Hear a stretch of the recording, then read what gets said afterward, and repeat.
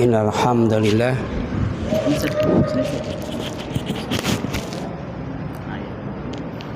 Innal hamdalillah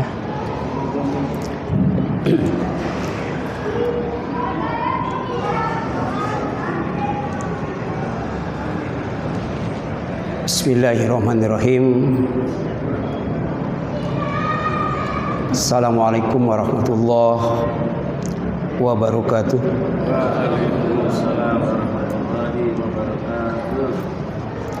Hamdan katsira liman qala ya ayyuhalladzina amanu taqullaha haqqa tuqatih wa la tamutunna illa wa antum muslimun. Wassalatu wassalamu ala abdihi wa nabiyhi wa rasulihi Muhammadin wa ala alihi wa ashabihi ajma'in wa man tabi'ahum bi ihsanin ila yaumiddin. Wa asyhadu an la ilaha illallah wahdahu la syarikalah wa asyhadu anna Muhammadan abduhu wa rasuluh. Amma ba'd, faqala Allah ta'ala fi kitabihil karim, a'udzu billahi minasyaitonir rajim.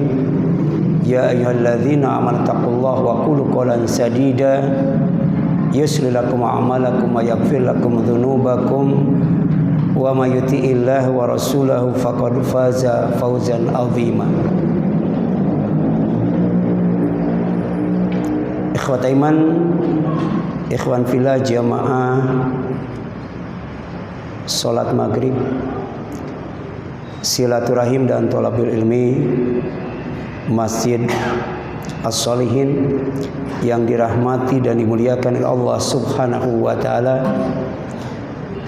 Puji dan syukur kita panjatkan kepada Allah Subhanahu wa taala yang masih menjaga iman kita, masih menjaga takwa kita, masih menjaga Islam kita, masih menjaga silaturahim kita, masih menjaga lisan kita, masih menjaga amal kita, dan masih menjaga ketaatan kita kepada Allah dan Rasul-Nya sedemikian rupa sehingga Allah menjanjikan kemenangan yang sangat besar, yaitu surga yang terbaik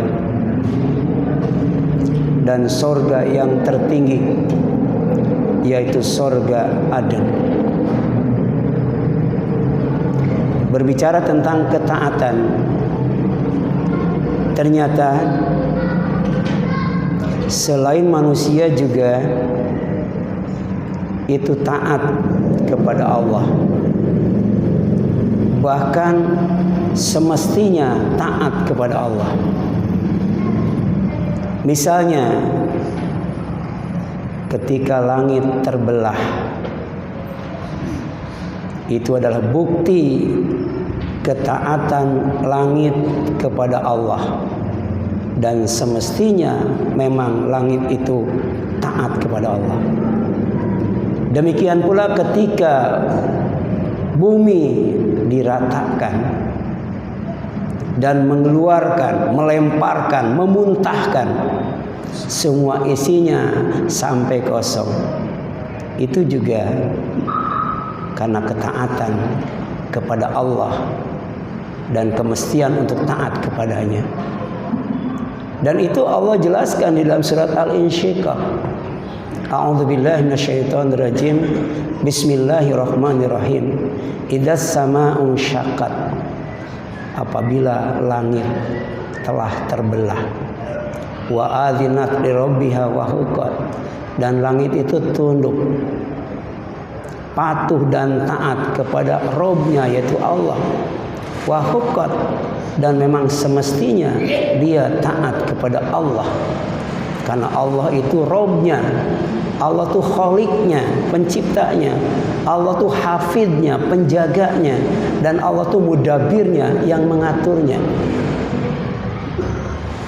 Wa idzal ardu muddat, dan apabila bumi telah diratakan, Tidak ada dataran tinggi, tidak ada dataran rendah, tidak ada bukit, tidak ada lembah. Wa alqat ma fiha wa takhalat, dan telah melemparkan, memuntahkan apa yang ada di dalamnya. Wa huqqat, sampai ke wa takhalat, sampai kemudian kosong, tidak ada isinya. Wa adinati rabbiha wa huqqat, demikian pula bumi melakukan semua itu karena ketundukan, kepatuhan, ketaatan kepada Allah sebagai Rabb-nya. Wa huqqat, dan memang mesti dia itu taat, patuh dan tunduk kepada Allah SWT. Ini ibrah buat manusia, pelajaran buat manusia, tazkirah, peringatan buat manusia. Langit dan bumi yang demikian besar, tapi ternyata ketaatannya, kepatuhan, ketundukannya kepada Allah sangat luar biasa. Demikian pula dengan matahari dan bulan. Fenomena gerhana bulan kemarin atau gerhana matahari yang peristiwanya selalu terjadi setiap tahun, itu juga bukti ketundukan, kepatuhan, ketaatan tiga makhluk Allah yang sangat besar. Yang pertama bumi, yang kedua bulan, dan yang ketiga matahari, yang selalu berputar pada porosnya dan beredar pada orbitnya.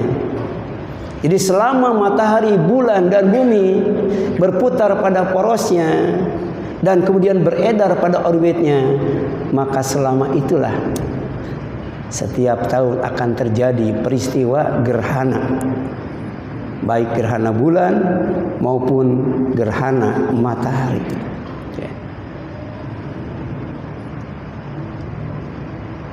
Gerhana matahari itu terjadi pada siang hari, disebut kusuf.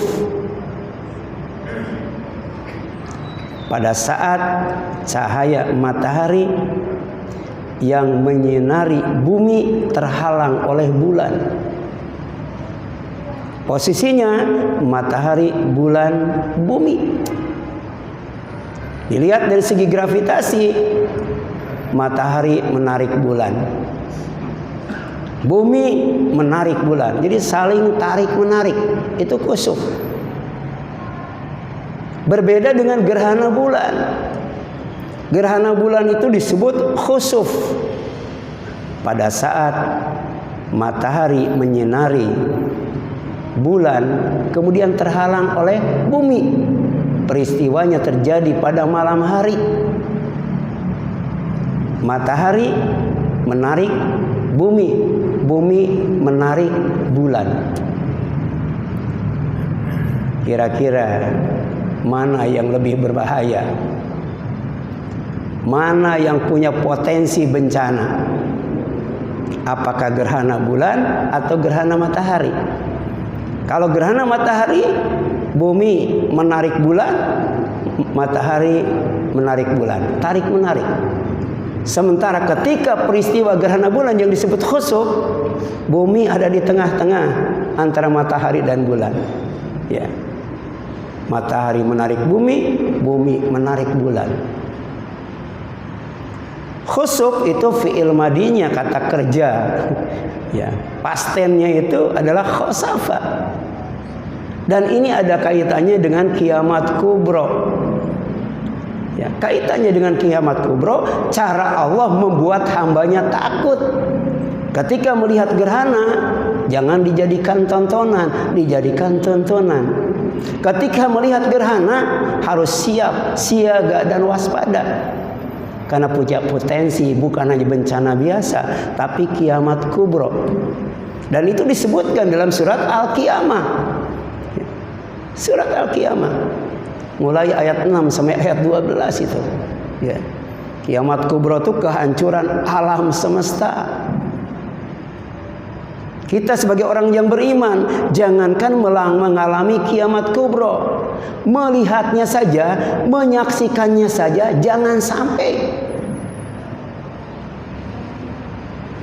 Berbeda orang yang gemar berbuat dosa, tidak takut berbuat dosa, tidak malu berbuat dosa, bahkan bangga dengan dosanya karena menganggap dosa itu adalah profesi, dosa itu adalah prestasi. Sampai kemudian karena dia tidak percaya dengan hari kiamat, dia ragu dengan hari kiamat, dia kemudian bertanya, yas'alu ayyana yaumal qiyamah. Yas'alu, dia akan bertanya, ayyana, kapan yaumul qiyamah, kiamat itu terjadi. Dari dulu kiamat, kiamat, kiamat, tapi sampai sekarang enggak pernah terjadi. Wajar mereka melakukan itu.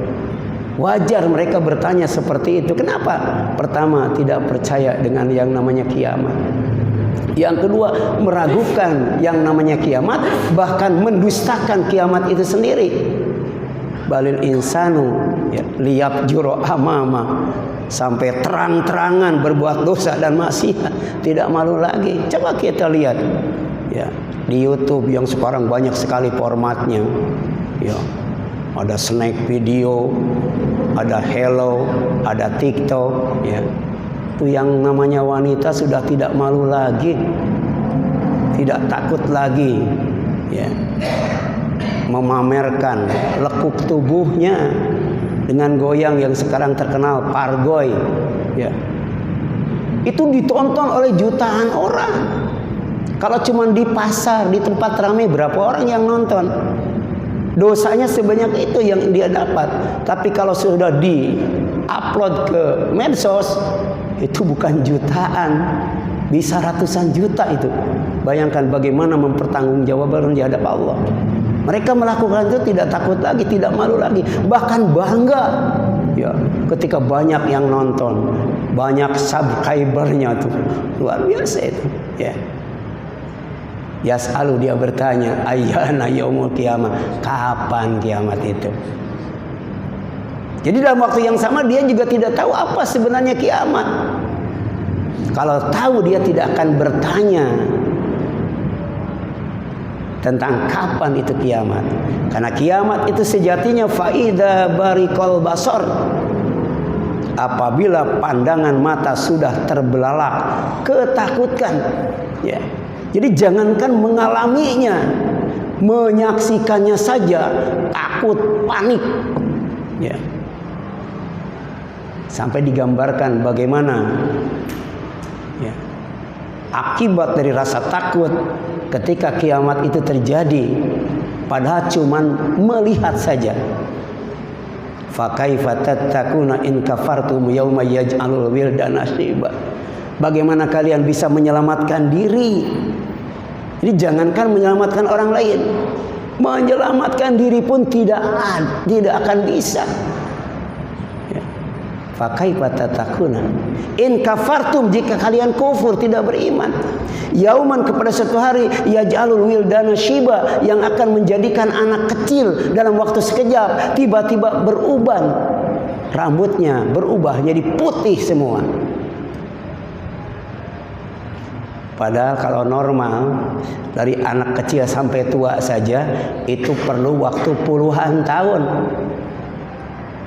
Tapi ketika peristiwa kiamat terjadi, hanya dengan menyaksikannya saja, anak kecil, ya bukan hanya tua, tapi beruban dalam waktu sekejap. Dan Allah menggambarkan berapa sih durasi kiamat itu, sampai tidak ada waktu untuk bertobat. Kalamhim bil basor, secepat kerdipan mata, atau lebih cepat daripada itu. Sampai Rasul menggambarkan ketika ada orang yang transaksi jual beli kain, ketika harganya deal, penjualnya mau melipat kain, itu sudah keburu kiamat. Ya. Kenapa sampai terjadi begitu? Awal kiamat itu diantaranya diawali dengan wa khasafal qamar. Bulan telah dihilangkan cahayanya oleh Allah. Ini bahasa yang sangat halus. Sebab bulan itu tidak memancarkan cahaya. Bulan itu hanya memantulkan cahaya. Kalau bulan sudah dihilangkan cahayanya, artinya idza syamsu kuwirat. Matahari sudah digulung dan dipadamkan. Jadi lewat gerhana sebenarnya mengingatkan kepada kita, sekaligus menyadarkan kepada kita betapa pentingnya cahaya. Sebab tanpa cahaya bumi ini gelap. Manusia tidak bisa melakukan aktivitas apapun. Tanpa cahaya bumi ini beku, dan tanpa cahaya bumi ini mati, sekaligus tidak ada kehidupan di bumi ini. Oleh karena itu ketika kita keluar dari rumah menuju masjid atau menuju majelis ilmu, kita disunahkan untuk apa? Untuk berdoa kepada Allah. Minta agar hati diterangi dengan cahaya, pendengaran diterangi dengan cahaya, penglihatan diterangi dengan cahaya, lisan diterangi dengan cahaya, depan cahaya, belakang cahaya, kanan cahaya, kiri cahaya, atas cahaya, bawah cahaya. Seluruh hidupnya bertabur cahaya. Karena cahaya itu sangat penting. Allahumma ij'al fi qalbi nuran wa fi lisani nuran wa fi sam'i nuran wa fi basari nuran wa min amami nuran wa min khalfi nuran wa an yamini nuran wa an shimali nuran wa min fawqi nuran wa min tahti nuran. Allahumma a'tini nuran. Suka baca itu enggak kalau kita mau ke masjid? Suka baca itu enggak kalau kita mau menghadiri majelis ilmu? Itu bukti bahwa kita tuh butuh cahaya. Dan cahaya yang kita butuhkan kita minta juga kepada Allah. Allahumma nawwir qulubana binuri hidayatik kama nawartal arda binuri syamsik abadan bi rahmatika ya arhamar rahimin. Ya Allah, ya Tuhan kami, terangi hati kami dengan cahaya hidayahmu sebagaimana Engkau terangi bumi dengan cahaya mataharimu selama-lamanya. Ini luar biasa ya.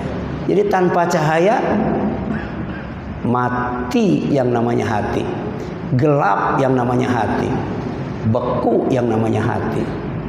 Mata juga demikian ya. Inilah gerhana itu sejatinya. Pertama, cara Allah mengingatkan kita, cara Allah menyadarkan kita betapa cahaya itu penting.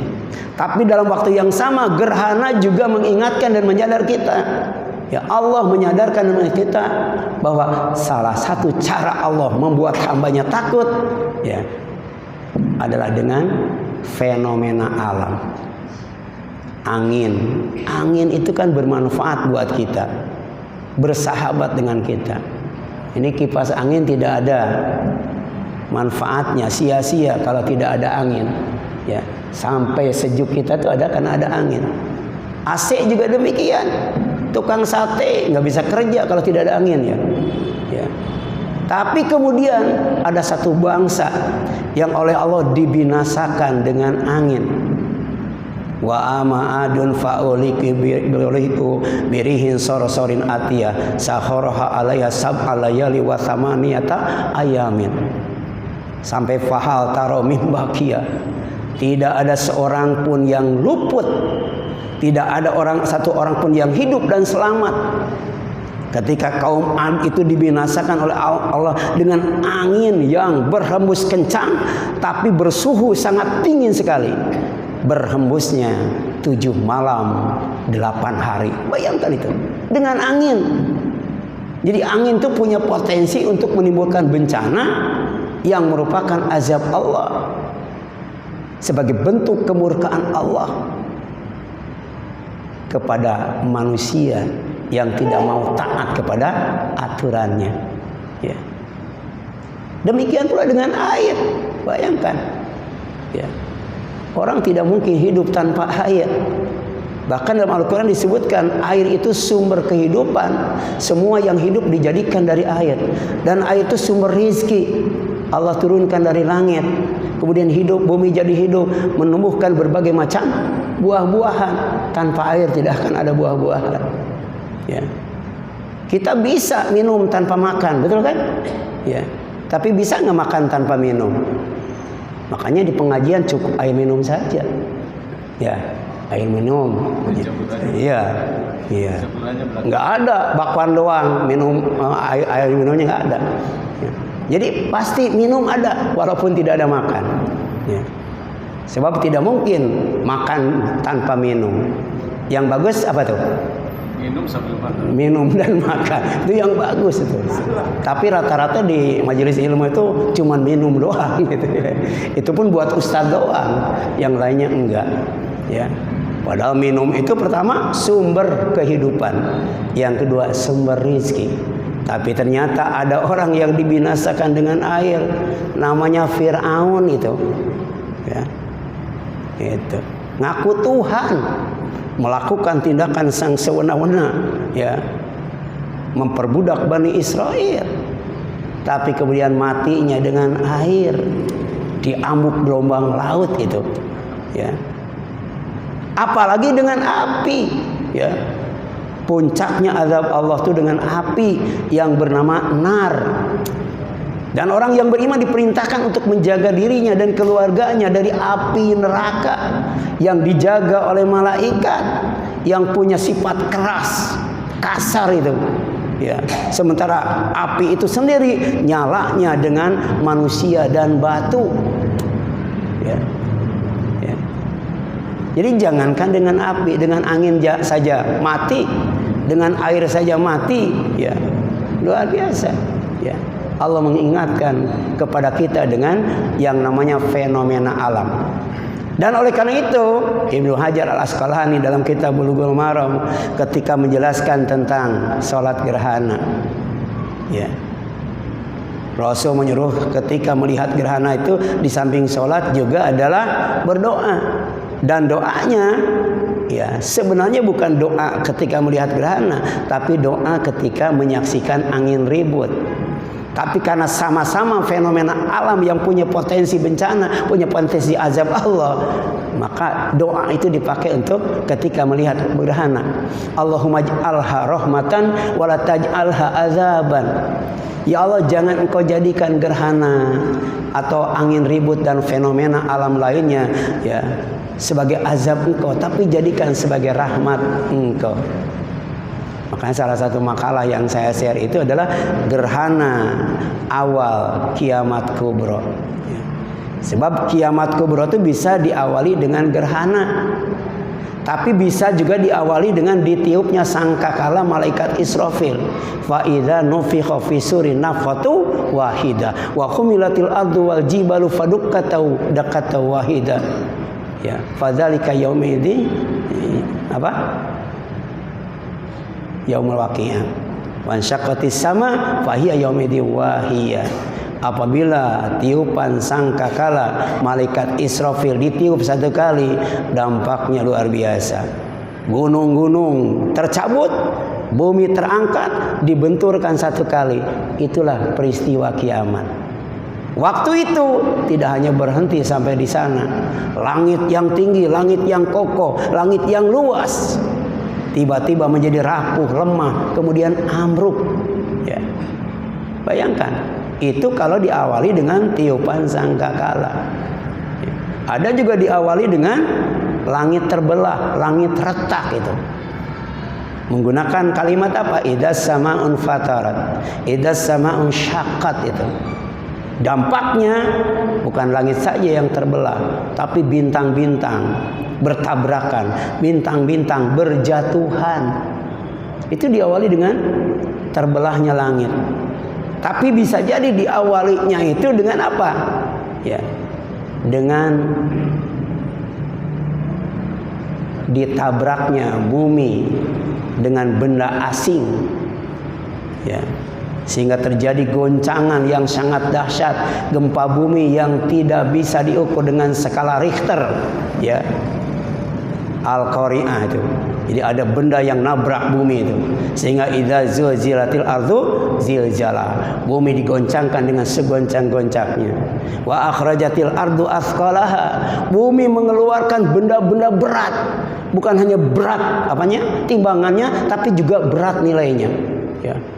Gunung, ya, dikeluarkan, emas dikeluarkan, minyak dikeluarkan, ya, kristal dikeluarkan, besi dikeluarkan, ya.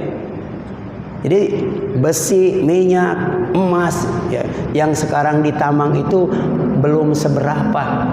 Walaupun sudah jutaan ton, masih banyak itu di dalam bumi, ya. Bayangkan penambang emasnya di Bogor atau di tempat lain, itu cuma menggunakan ayakan, sehari nggak tahu dapat berapa gram. Yang untung kan pabrik emasnya, toko emasnya itu sudah tonan itu ditambang, digali dari bumi, tapi masih banyak dan nanti akan dilemparkan oleh bumi sampai kosong, akan dikeluarkan oleh bumi. Ya, sekarang kalau ada dan kita tahu di got di samping ada emas 10 kilo, bubar ngaji ya. Bubar ngaji, rebutan itu emas 10 kilo, ya. Tapi nanti, ya, dikeluarkan, dilemparkan itu. Bukan hanya sekilo 2 kilo, tapi rasa takut, rasa panik waktu itu mengalahkan segalanya, tidak tertarik dengan itu, ya. Bisa juga diawali dengan bintang yang dihancurkan, ya, bintang dihancurkan, faidan nujumu tumisan, ya. Bisa juga gerhana bulan, kalau tidak berakhir berlanjut dengan kiamat kubra, faida barikal basar wa khasafa qamar wa jumi'a syamsu wal qamar. Bukan hanya saja pertama bulan dihilangkan cahaya, kemudian matahari digulung, tapi juga matahari dan bulan dikumpulkan, ya. Dan setelah itu yaqulul insanu yauma idzin ainal mafar. Manusia bertanya, kemana tempat berlari? Tapi Allah mengingatkan sekarang supaya kita siap-siap, siaga, jangan sampai kita mengalami peristiwa seperti itu. Kalla la wazar. Jangankan tempat berlari, tempat berlindung, tempat menyelamatkan diri tidak ada waktu itu.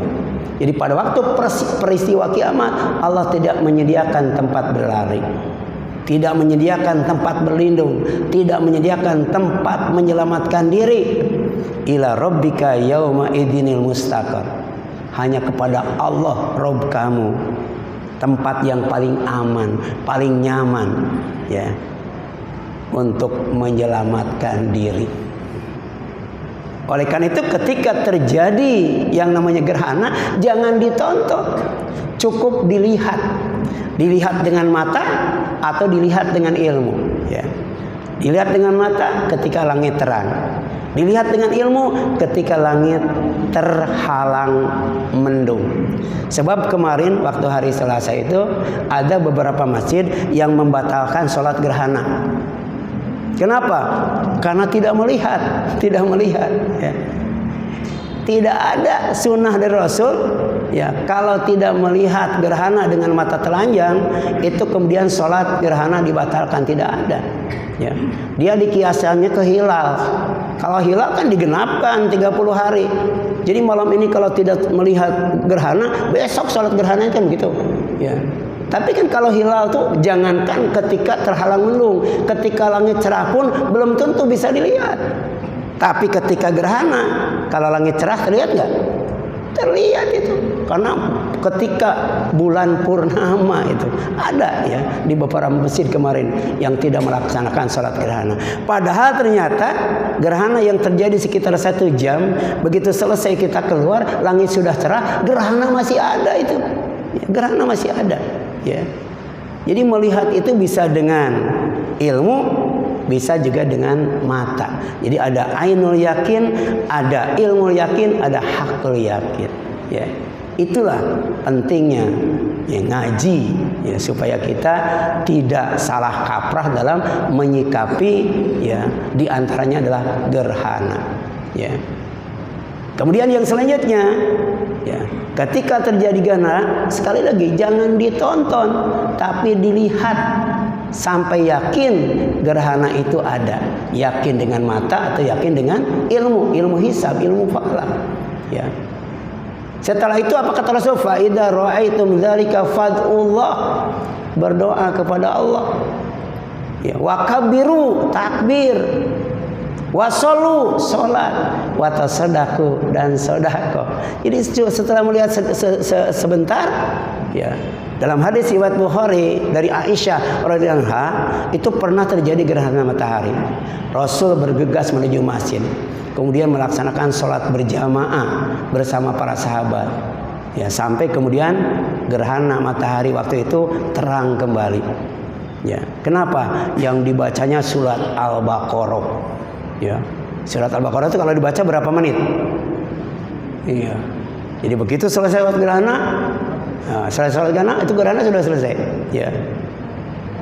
Tapi ternyata dalam mengamalkan fikih, dalam memahami fikih tidak hanya sebatas tekstual, hanya mengamalkan satu hadis saja. Kalau mengamalkan satu hadis saja, kalau kemudian gerhana mataharinya atau gerhana bulannya 3 jam, berarti sholatnya 3 jam ya. Ya. Kira-kira ada nggak yang mampu sholat 3 jam itu? Ya, itu. Tapi kalau dikaitkan tadi bahwa ketika terjadi gerhana itu sunnah yang harus dihidupkan bukan hanya sholat saja, bukan hanya berdoa saja, tapi juga apa tuh? Bertakbir. Ya. Setelah bertakbir apa? Ya, mendengarkan khutbah. Kemudian sodako. Jadi kalau gerhana itu 1 jam bisa dibagi. Sholat 20 menit, khutbah 20 menit, takbir 20 menit, kemudian ngumpulin sodako 10 menit ya. 20, 20, 10, 10. Pas 60 itu. Ya.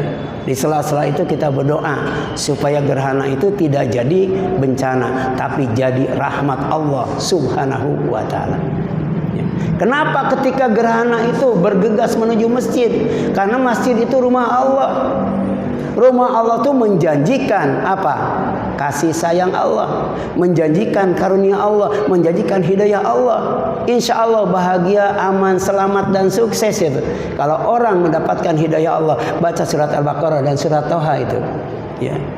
Orang yang dirahmati Allah itu tidak mungkin dibinasakan oleh Allah. Aman dan selamat itu. Insya Allah. Ya. Makanya Rasul ketika melihat gerhana langsung bergegas menuju masjid. Terus kemudian kenapa berzikir?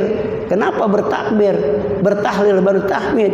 Karena Rasul menjelaskan ma'amil ibnu Adam amalan anjalahu min azabillahi min zikrillah. Tidak ada ya, amal manusia yang paling menyelamatkan baginya dari azab Allah selain berzikir kepada Allah. Ya. Jadi Allah tidak akan membinasakan, tidak akan menimpakan bencana, tidak akan tidak menimpakan azab kepada orang yang berzikir kepadanya. Ya. Itu hikmah daripada zikir. Faidah dibalik menghidupkan sunnah Rasul ketika terjadi gerhana. Kemudian kenapa harus berdoa? Karena ternyata doa itu bisa mengubah takdir buruk menjadi takdir baik. Ya. La yarudul qada ila doa. Tidak akan menolak takdir yang buruk kecuali doa. Jadi kalau ada orang yang nanya kapan sih kiamat? Dari lu kiamat saja, ya. Kiamat itu tidak akan terjadi selama masih ada orang yang berdoa. Kiamat itu tidak akan terjadi selama masih ada yang sholat. Kiamat itu tidak akan pernah terjadi selama masih ada yang berzikir. Ya, itu penting. Ya. Kiamat itu tidak akan terjadi selama masjid tidak hanya megah, besar dan indah, tapi di dalamnya penuh dengan sunnah Rasul. Ya, sebab nanti ada menjelang kiamat itu masjidnya besar, masjidnya megah, masjidnya mewah, tapi kosong dari sunnah Rasul. Ya, itu tidak menjamin itu masjid seperti itu aman dari bencana. Tapi kemudian kenapa harus mendengarkan khutbah? Ya, sebab ternyata khutbah itu pertama meningkatkan iman, yang kedua menambah ilmu. Ya, jadi esensi daripada khutbah gerhana itu bagaimana supaya yang mendengarkan khutbah itu imannya meningkat, ilmunya bertambah. Karena ternyata semakin meningkat iman, semakin bertambah ilmu, semakin tinggi derajatnya di sisi Allah Subhanahu wa ta'ala. Semakin tinggi derajatnya di sisi Allah, semakin dekat dengan Allah, semakin bersama dengan Allah, semakin aman dari bencana dan azab Allah. yarfa'illahu alladzina amanu minkum walladzina utul ilma darajat. Itu jaminan dari Allah Subhanahu wa taala. Kemudian kenapa ya harus sedekah? Apa sih faidah sedekah ketika terjadi gerhana, ketika dikaitkan dengan kiamat kubra? Karena sedekah itu punya dua kebaikan, dua fadilah. Pertama, ya akan memadamkan murka Allah. Ya. Jadi sejatinya orang yang ditimpa bencana itu adalah orang yang dimurkai oleh Allah. Orang yang diazab itu orang yang dimurkai oleh Allah kalau tidak dilaknat oleh Allah. Ya. Yang kedua, bisa mencegah dari mitatisu. Apa mitatisu itu? Mati karena bencana. Ya. Mati karena tsunami, mati karena banjir, mati karena longsor, mati karena gunung meletus, mati karena gempa bumi, ya, mati karena kebakaran dan sebagainya. Kita ingin mati dalam keadaan Islam tapi tanpa ditimpa bencana. Ada doanya tuh. Allahumma idza aradta fitnata qaum fatawaffani ghair maftun. Ya Allah, seandainya Engkau akan menimpakan bencana kepada satu kaum, wafatkan aku, matikan aku tanpa ditimpa bencana. Itu ada doanya. Kalau kita tidak berdoa itu, kemungkinan kita mati walaupun husnul khotimah tapi matinya karena bencana. Ya. Atau doa yang lebih luas lagi, Allahumma amitna muslimin wa ahyina muslimin wa alhiqna bis solihin ghaira khazaya wala mubaddalin wala maftunin. Itu kita baca ketika sujud atau selepas beramal soleh. Ya Allah, ya Tuhan kami, ya, matikan kami dalam Islam, hidupkan kami dalam Islam, pertemukan kami dengan orang-orang yang soleh tanpa dihinakan, tanpa dipotong generasi. Ya, mau nggak dipotong generasi? Bani Israel pernah itu, ya karena maksiat melulu, yang umurnya 20 tahun ke atas tuh mati semua tuh. Oleh Allah disesatkan di padang pasir itu selama bertahun-tahun. Ke Palestina nggak bisa, ke Mesir nggak bisa, terus aja muter-muter di gurun Sahara yang sangat panas sampai mati itu. Yang selamat yang 20 tahun ke bawah. Ya, itu namanya mubadalin. Tapi juga tidak mau ya mati atau hidup dalam keadaan maftunin, ditimpa bencana.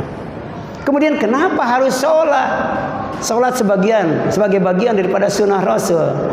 Karena sholat ya termasuk cara untuk meminta tolong kepada Allah yang disyariatkan.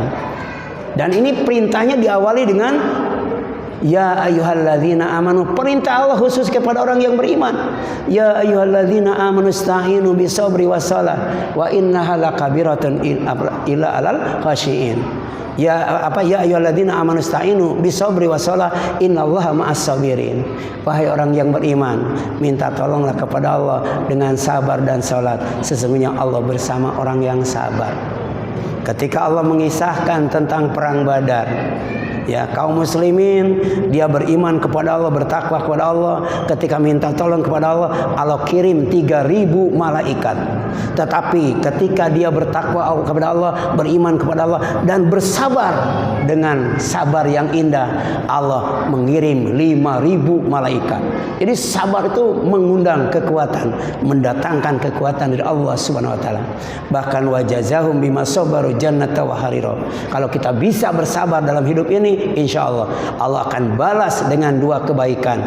Pertama, surga sebagai tempat kesenangan dan kain sutra sebagai lambang kemewahan. Disenangkan dan dimewahkan kalau kita hidup sabar, insya Allah. Ya, silakan, ada yang ditanyakan sampai di sini? Ada? Ada? Tidak ada? Iya, silakan. Tentang pemahaman sabar ini dalam Islam itu seperti apa sih, Tan? Iya. Artinya itu apa sih? Iya. Jadi salah satu makna sabar itu ya adalah ya tidak membalas kejahatan dengan kejahatan. Ya, itu sabar, ya. Kalau mau membalas kejahatan dengan kejahatan itu namanya adil. Tapi kalau membalas kejahatan dengan kebaikan itu namanya ihsan, ya. Kalau sabar tidak membalas, tapi kalau adil membalas. Tapi adil itu membalas dengan balasan yang sama. Sedangkan ihsan tidak membalas kejahatan, malah membalasnya dengan kebaikan. Kira-kira yang susah mana tuh? Ya. Wa in aqabtum fa'aqibu bimithli ma uqibtum bi. Wa la in sabartum lahuwa khairul lisabirin. Itu menjelaskan tentang sabar dan adil. Jika kamu mau membalas, maka balas sesuai dengan apa yang dilakukan oleh mereka kepada kamu. Tapi jika kamu sabar, maka itu lebih baik bagi kamu. Tapi ketika berbicara tentang ihsan, apa kata Allah? Ya, idfa billati hiya ahsan. Jadi kejahatan dan kebaikan itu enggak sama. Kata Allah, idfa billati hiya ahsan. Maka kejahatan itu kalau bisa balas dengan kebaikan yang lebih baik. Atau khutbah Rasul yang sering disampaikan, ittaqillah haitsuma kunta wa atbi'is sayyi'atal hasanata tamhuha wa khaliqin nas bihulukin hasani. Bertakwalah kamu di mana saja kamu berada. Kemudian ikuti kejahatan itu dengan kebaikan. Pasti kejahatan itu akan ditutup dengan kebaikan. Jadi kalau orang pelit dipelitin tambah pelit. Coba aja, ya. Orang jahat dijahatin tambah jahat. Tapi kalau orang pelit dibaikin, paling tidak pelitnya berkurang. Ya, orang jahat dibaikin, kejahatannya berkurang. Tapi kata Rasul, kalau kita selalu melakukan hal itu, pada akhirnya kebaikan itu akan menutupi kejahatan. Banyak orang yang asalnya benci kepada Islam, benci kepada Rasul. Contohnya siapa? Contohnya Khalid bin Walid. Tapi ketika melihat akhlak Rasul, dia faham dengan Islam. Ternyata tidak ada agama yang paling aku cintai selain Islam, dan tidak ada orang yang paling aku cintai selain Rasulullah SAW. Kenapa? Innama bu'ithu liutammima makarimah akhlak. Karena Rasul diutus kepada umatnya adalah untuk menyempurnakan akhlak yang mulia. Dan ternyata dakwah Rasul yang paling banyak, ya, menjadikan orang tertarik dengan Islam itu bukan dengan perangnya, tapi dengan apa? Dengan akhlaknya, akhlak yang mulia. Nah itu, silakan sabar, ya, adil atau ihsan. Tiga-tiganya adalah pilihan yang baik. Tapi yang terbaik adalah ihsan. Wallahu a'lam. Ya. Sudah ya? Ya, itu barangkali yang dapat disampaikan. Terima kasih atas pertanyaannya yang melengkapi kajian pada malam ini. Jazakumullah khairal jaza. Ya, aku qouli hadza wa astaghfirullakum wa afu minkum. Subhanaka Allahumma wa bihamdika asyhadu an la ilaha illa anta astaghfiruka wa atubu ilaik. Wassalamualaikum warahmatullahi wabarakatuh. Waalaikumsalam warahmatullahi wabarakatuh.